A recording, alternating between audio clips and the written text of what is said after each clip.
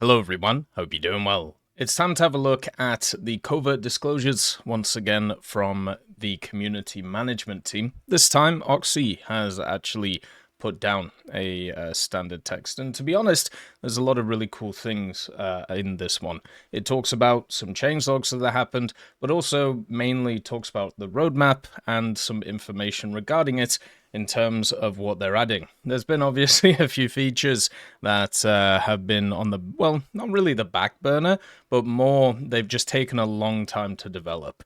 And that's basically what they're going to be talking about here and when they're going to be coming in. We start off with, though, of course, the Fox 3 missile stuff. So Fox 3 came into the game last update, or, well, no, it didn't. I know that's, the general idea, but obviously the good old Phoenix was in the game for a long time. But the expansion of Fox 3's came in. So, of course, they had to do a bunch of bug fixes on that. They decompressed the BRs.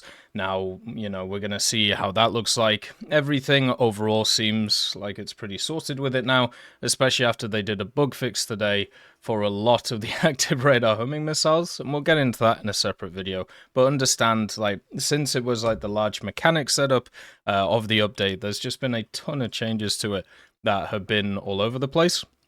So I'm hoping that in the future they can, continue to do this, but also at the same time, it seems like it's quietened down a little bit now, the noise. I wish the only thing I would say, right, because they go through in this article how they set it up and how they sorted it, which is all good. It's all well and fine. The only thing I don't like in terms of this is the reactive instead of proactive setup, okay? And sometimes they've done the proactive, which has been nice, but a lot of the time they do reactive. So, for example, the additions to stock loadouts, right? Now, that was obviously something that should have been added first, right? It should have been seen and should have been plonked in, but they've done this multiple times where they've added in new mechanics and then afterwards needed to rebalance some of the stock loadouts, and it's just taken them ages to do it. There was one time, though, maybe a year or two ago, that they did do it proactively, and for some reason they've gone back to doing it reactively, which sucks. It really does. So now, with the Fox 3s added, at least now it's semi-pseudo sorted. At least it's a little bit easier to grind out those vehicles, but still, it's just kind of annoying. Obviously, at the same time, they do appreciate all the feedback that people have given on these things to try and get it right. And as I said, that's just kind of a ever-changing thing. This part is actually really interesting and something that I've brought up a bunch of times when people have asked me about it. So in this part, they talk about the next event vehicles. So the next one is obviously going to be the naval vessel, the Arteon, and then you have the aircraft, which is going to probably come afterwards, which will be quite high tier. So some random cast jet, just like it has been for the last 3 to 4 to 5 years, or maybe the Nat. Maybe the Nat will turn up. But basically, they talk about this in a way that, I've discussed it with people in the past. If people are asking for unique vehicles for battle passes, right? Because so the Alcyon has obviously an analog in this tech tree, and the aircraft will as well. So it'll just be a variant of a jet that we already have. Okay, so probably not the Nat, unless the Nat comes in the next update, right? So there is a weird balance. If you do really unique vehicles for events, then that means that the only way that people can get access to them after the event is either through loot boxes or it's through the gadget market if you're on PC, right? But if you put those unique vehicles in a tech tree, or as let's say like GE premiums, they're available for everybody all the time. And that means that more people can get access to them and don't have to be playing at that specific time. If you make event vehicles more additions to lineups, kind of like how they did Twitch drop vehicles and squadron vehicles, what that means is they will have their use and also give something slightly unique in terms of weaponry or in terms of playstyle, but it also gives people something familiar that can help them out with. Same with like the Battle Pass stuff, right? With the mid-tier premiums, which are usually kind of similar, especially when you have a look at the airplanes and the naval stuff. They're usually kind of similar to what you've seen before. So there's this huge balancing act, right? So how do you keep everybody happy with events? Because there are some people who want unique vehicles. You have some people who want meta vehicles. You have some people who just are good with the copy and paste because they don't want to grind out a line in a tech tree. So therefore, let's say they get like a strike aircraft event. That means that they can just grind out that plane and they can use it in their high tier ground and maybe naval lineups, right? So they're happy with that one. Where do you strike the balance? Because no matter what you do with an event vehicle, you're annoying somebody, right? If you do a fully unique one, you're annoying me because I know in the future people won't be able to get access to it. And that sucks. And we have vehicles in the past which, this has happened with over and over and over again. If you make a copy and paste vehicle, you're going to annoy another set because they're not going to be interested in it because maybe they've already ground out the standard one. Then you have, the other idea of, oh, well, maybe it's not like meta defining, so people don't feel like it's worth their time. Or maybe it's middling and people feel like they put in so much effort to get it, they want it to be meta defining. So you have all of these different things, and there's no right answer. The answer really is to offer a bunch of different events with a bunch of different ideas and also have a system where you can either repeat events or you can get a bunch of event vehicles and stuff back. That is more key, which is why what we see here is something that's kind of akin to that without that second part, okay? So with the battle pass, with all the events going on, with also, returning like premium vehicles, the loot boxes, all of this stuff, there are many different ways now to be able to get access to either old, new, or future event vehicles, right? And it's just kind of crazy when you think about it. But I really do sympathize with this, because this is something that I've heard many times from many players and all of the different perspectives on it, and there just isn't a right one. So definitely give this a read. It's basically what I just went through, but obviously go through it because I think generally it's very important. We move on to updated helicopter damage models.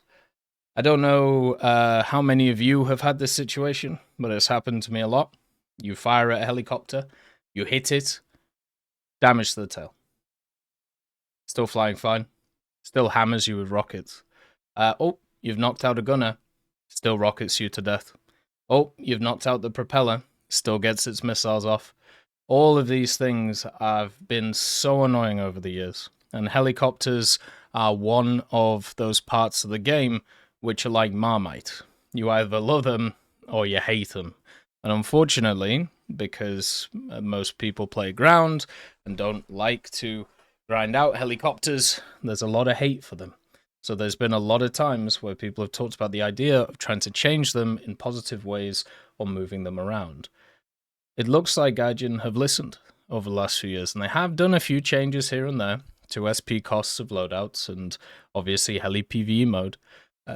But also, they did say in the roadmap they were going to update their helicopter damage models. Now remember, the roadmap for this just said summer 2024. So this is actually going to be before the September update, which is the third major update of the year. So this is going to be more like a minor update where they bring all these things in over the next few weeks/month. So for updated helicopter damage models, they're doing similar things that they did with the updated ground models. So they're going to add in stuff like helicopter control systems, the MORS, the FCS, the optical elements. So you'll be able to take these out, and also those things will affect other parts of the helicopter too once they're taken out. And also this is the more interesting thing as well. There's a bit more to it though. We'll also be changing how impacts to already existing DM elements are handled. Currently the plan is to add a way for damage modules to affect the functionality of other modules and or systems. For example, one-time massive explosion or fragmentation impact to the fuselage of the helicopter will likely cause damage to the flight control and weaponry systems, even if the modules themselves do not exist in the geometry of the helicopter yet. which will allow us to change the behavior of all helicopters after heavy hits in one go.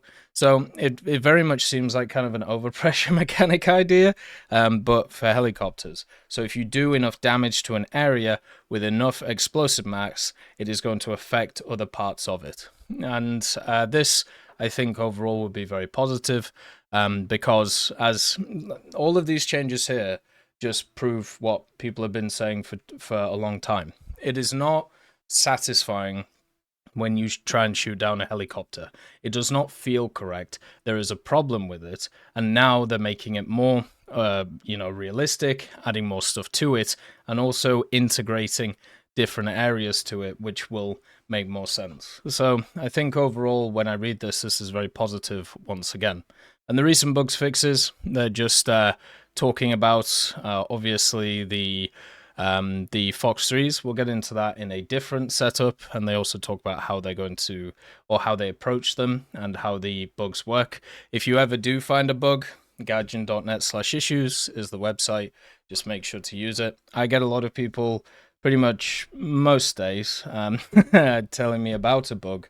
I always just say, well, have you reported it? And they're like, well, no. Well, go do it then. Because you don't want other people to experience it, and you don't want to experience it again. Now we've got the key part. RP bonuses for new nations.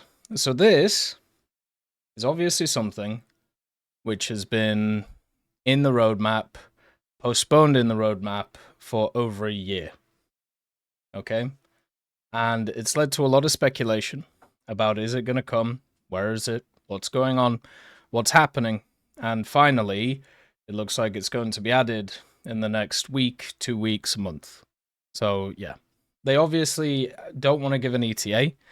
The fact that they give us this much information, by the way, is kind of insane, especially compared to previously. But the the fact that they don't give an ETA should not be surprising, because obviously if they postpone it again, that causes a lot of issues. This is also something I've talked about previously with a lot of people. The idea that if you are a company and you give yourself a deadline to hit, it is actually more damaging if you miss that deadline than if you just didn't have that deadline in the first place.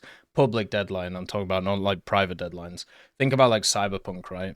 Cyberpunk had to push back its deadline for release like 3, 4, 5 times.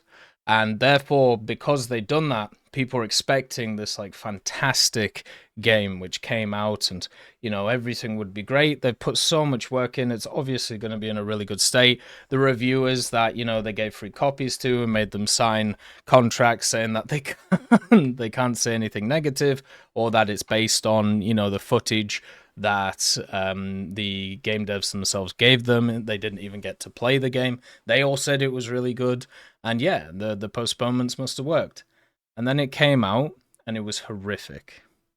And even now, after all this time, after the redemption arc, that idea is still in people's heads. And that is an issue, which is why putting hard limits on yourself, especially in terms of such a complicated system like War Thunder, is probably not the greatest idea. So they have said here, the server backend stuff is complete, the UI elements are being finished off, and also the developers are making sure everything looks and works properly before release. They're also doing a bit of a test period. They already started doing it, which is why the Squadron RP broke for a few days. So yeah, they're doing some live testing, and then they're going to do another live test, which I'm guessing is going to be for everybody. So hopefully that's good. The major thing is we just need to see how it works. Simple as. The only issue with this part of it is it doesn't actually say how any of it works. It just tells you it's very close to being finished, which is great. But one of the biggest issues with the last time they actually brought up RP bonuses for new nations, this or none of this was really discussed, and it was a bit more up in the air on how it would actually work. So I'm guessing they're going for the individual vehicle setup. So if you have researched a specific vehicle from a specific nation, then that means that you'll get RP bonuses for playing different nations. If that's the case, we don't know whether they stack. We don't know whether if you have it in multiple nations, does it give you more bonuses? We don't know how long it takes, all of these things. But since it's pretty close, I'm sure we'll find out pretty soon. The major thing is this is going to be very convoluted on how it works, and I will try my best to help us all understand this. Because whenever it comes to RP systems in War Thunder, there is always something that is missing, which is a key piece of information. And the reason for that is because if people know all of the key information, then they'll work out how to game the system, which is why it's constantly changing and moving around, and also why it's very, Guardian has to be incredibly vigilant when it comes to dealing with these things and also others. So, yeah, the main thing to read out of this, it's coming very soon, and I'll cover it when it's here, and I'm sure it'll be fun. There is also a little part here, which is quite funny, about major update Devblog text reflection. Now, I don't know if I can find it actually, but let's see if I can. One of the things that happened with the covert disclosures, right? And this one was from Magazine, right? So this is where they talked about the kind of design mock-up for the research stuff. One of the things that was talked about here was the Devblogs, and let's see if I can find it somewhere. Let's see. Yeah, the team and I have already written and translated several blogs, and we're currently preparing the text as well as renders for some of the vehicles in this update. I don't want to give an exact date as the Devblog season will start, but it's soon.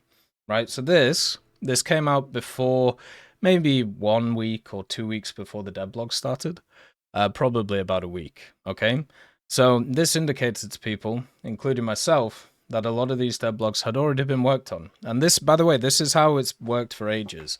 So I remember when Grom Voyney came out a few years ago saying, oh, well, Devblogs aren't finalized before they're released. And it's like, well, I mean, nothing's technically finalized if you want before it's released, but they are, right? By the common verbiage, they are. It's just a word game. And what this means is if there are errors in Devblogs, those errors have been there for at least a couple weeks, a month, and no one was able to pick it up. And this has happened many times, such as, history parts not having history in them, and instead just having descriptions of the aircraft, wrong factors like the XM800T having a laser rangefinder, additional 50 cals, I believe it was, on the HMS Gay. And there's just been so many different ones that have just been all over the place. I believe the Gay still, even in the images that it has the additional guns there. And this is a problem that I brought up, and I brought up many times, because I saw it in Enlisted. At the start of Enlisted, and during Enlisted's development, I don't know who was working on the Devblogs, but what would happen is it would say something in the Devblogs, which was wrong. There would be a community manager or a forum moderator who will come out and say, no, this is how it's going to work. And then you'd have another person who is another moderator or community manager who would have their opinion on how it was going to work. And then it turned out there was actually a fourth option, which is how it was actually supposed to work. So you had 3 levels of misinformation before you actually found out what was going on. That happened a million times. The best example was the Battle of Stalingrad, okay? The Battle of Stalingrad campaign in Enlisted was one where there was a miasma around how it was going to work, because it was a very pay-to-win system, and either they didn't know how they were going to implement it, or like the various levels that they wanted to do, or they were constantly changing what they wanted to do, or the other part is they tried to obfuscate it because it was a pay-to-win system, right? Now, I try and take the charitable look on it, which is it was a constant developing system and nobody knew what was, the fully final product. And I think that's probably the best way of looking at it, but others also exist. And this was something that happened in Enlisted for a year, 2 years, and it just annoyed me. It got to a point where I just stopped reading devlogs because they would feed wrong information. And in War Thunder, over the last year or two, there have been some similarities creeping in, where there have been things which have unfortunately just been wrong. And the question is, why are they wrong? If they're written weeks before something is, coming out, if they're written so far before, right? How are these mistakes coming in? Because it's happened a lot recently. Is it workload? Is it that some people are just having to do a metric ton of work, therefore stuff is getting through the cracks? It could be that. Is it because maybe the information that's being used is wrong? Could also be that. That's nobody's fault. Obviously you have different sources of information, different things going around. Or is it negligence? Now, once again, I take the route because I don't think there's, this great conspiracy where there's just a bunch of people working on this stuff that don't know what they're doing. I know a lot of these guys, and they know what they're doing. It's as simple as that, right? I think it's more down to the fact that information can change, and also what's being put in the devlogs can change too. And the issue with this, right? The issue with the fact that there's been so many mistakes in these devlogs recently, what it leads to is less information being in the devlogs. So no engine power, no transmission, no actual description of rounds, because they will be afraid of being wrong. And that sucks. They could just put a little thing at the bottom instead of, micro changing the devlog, saying, update with this devlog, this has changed. That would be fine. Because for me on my end, talking about these things, going through them and discussing them, if I'm talking about a vehicle and it says that, let's say it has a laser rangefinder, and I talk about, the options for it because of that, and then the devlog gets micro changed, and it now doesn't have a laser rangefinder, I end up getting a lot of people who come to me and go, why are you lying about this thing?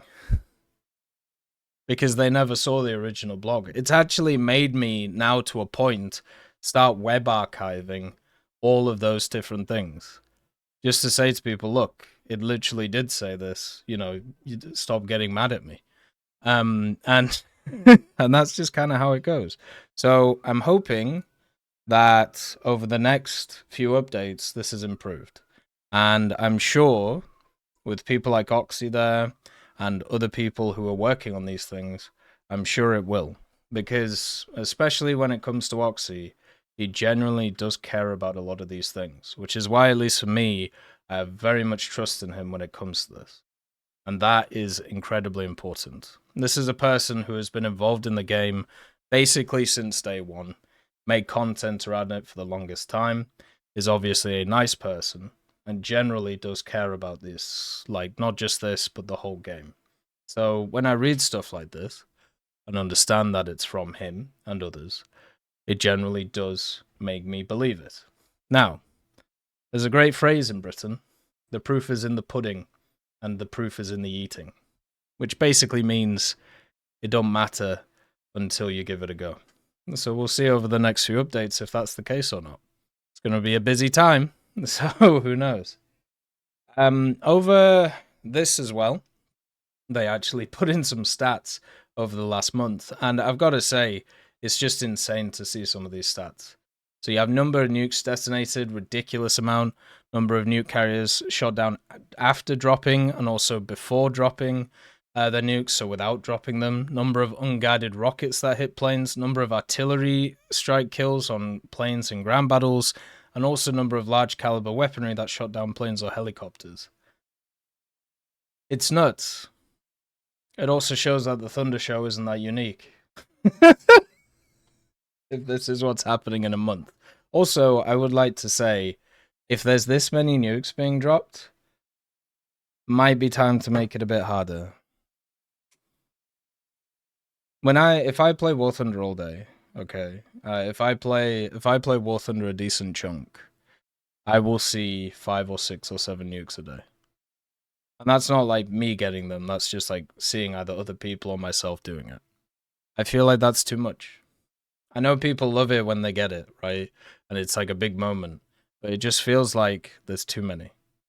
There's too many times where people gain a small advantage, and because of how the team's set up, they just fly around and annihilate people. So yeah, for me, I would just say that might be a little bit too much. It's nice to see some stats though. I mean, we've talked about it in the past about stats and how nice it is to just see more of them in general. Hopefully, going forward, we can see a few more, and we can, have a bit of fun with it. And then also, moving on to the customization part of things, this is something I've been talking about for a long time, and I'm looking forward to for a long time, and it's the customization of the profile. The profile is one of those things that really hasn't been touched, right? And what's kind of cool about it is it's now going to be a full screen window. You can choose your favorite mode, your favorite vehicles, how many nuclear aircraft you shot down, avatar frames, ability to customize. So you can basically make it more of your own thing, right? So it gives you all of the information that's there. And then also you have the vehicle collector, so you can kind of show off specific vehicles that you have, how many bombs you've dropped, nukes and stuff. And I'm sure many other things that they're going to add. So it means that you can put more of a personal taste on your profile instead of just a profile picture. And we've talked about the idea of mastery, we've talked about the idea of prestige, all of these different things. This is the first step towards those ideas, and it's just really, really lovely to see. And once again, it's going to be your making, so you can make it look like how you want. That to me is hugely positive. The fact that all of these things are being worked on, by the way, and it's not even a major update, should be nuts to people. It's really nice to see all of these things, and over the next few weeks, we'll have a look. There isn't anything negative here, right? Pretty much everything is positive. The only thing that's going to be contentious is, of course, this area here. But I think overall, we can say that this is pretty decent. It's not too bad to look at. And I'm looking forward to the next Battle Pass, looking forward to the next event, looking forward to be honest, sinking a lot of time into War Thunder. The last little bit, I've been playing a bunch of other different games, just because this is usually the time at the end of the Battle Pass where I can just relax a little bit, try a few different things. I've been playing some Cataclysmo, Forza Horizon 4, Mountain Blade 2 Bannerlord, Station to Station added some new levels. I finished They Are Billions, and they all gave me unique and fun and enjoyable experiences. But as the saying goes, there really is nothing like War Thunder. As always, have a wonderful day. I'll see you next time.